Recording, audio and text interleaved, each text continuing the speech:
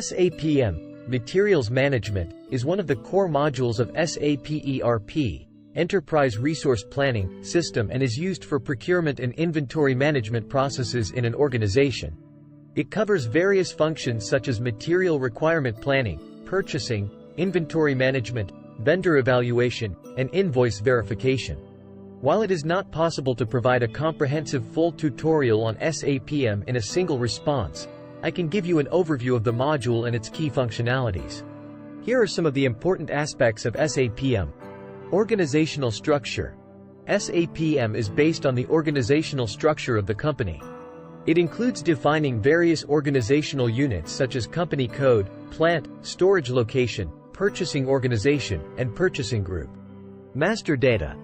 Master data in SAPM includes materials, vendors, and purchasing info records. Materials are created and maintained with information such as material description, pricing, and inventory details. Vendors are created and maintained with their contact information, terms of payment, and delivery conditions.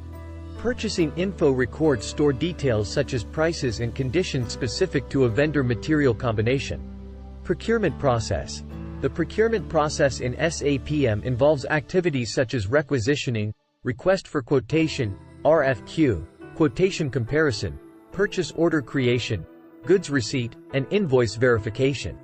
It enables streamlined purchasing, ensuring the availability of materials when needed. Inventory management. SAPM facilitates inventory management by providing functionalities such as goods receipt, goods issue, stock transfer, and physical inventory.